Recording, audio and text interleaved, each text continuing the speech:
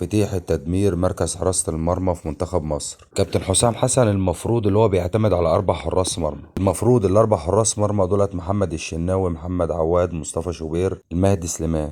ولو سألت أي حد في الدنيا كلها كبير أو صغير، بنت أو ولد، وقلت لهم رتب لي الحراس مرمى منتخب مصر، الطبيعي هيقول لك إن محمد الشناوي رقم 1، ومحمد عواد رقم 2، ومصطفى شوبير والمهدي سليمان رقم 3. النهارده بقى الكابتن حسام ولا راعى شعور محمد عواد متألق الفترة اللي فاتت، واللي كان سبب أساسي في فوز فريقه ببطولتين ولعب ماتشين قمة كان هو الأفضل فيهم. وقام جه الكابتن حسام النهارده مشارك مصطفى شوبير ومخلي محمد عواد بديل. اما محمد عواد والمهدي سليمان عرفوا اللي هم واحد فيهم بره القايمه والتاني بديل لمصطفى شوبير، ما اتمرنوش معاه في بدايه المباراه. ناس تقول لا غلطانين، ده منتخب مصر، منتخب مصر، بس الناس تراعي شعور اللعيبه. حارس اصغر منه واقل منه خبره واحتياطي في فرقته، وهو اساسي في فرقته محمد عواد، وبيكسب فرقته ومتالق، واكثر منه خبره وقاعد له احتياطي. انتوا بتقولوا ايه يا جماعه؟ حتى لو انت بتدي فرصه لمصطفى شوبير ما يبقاش في وجود عواد، ما كنتش استدعيت عواد من الاساس. يا كابتن حسام العدل اساس النجاح، وبقول لك يا كابتن حسام عواد هو الاصل،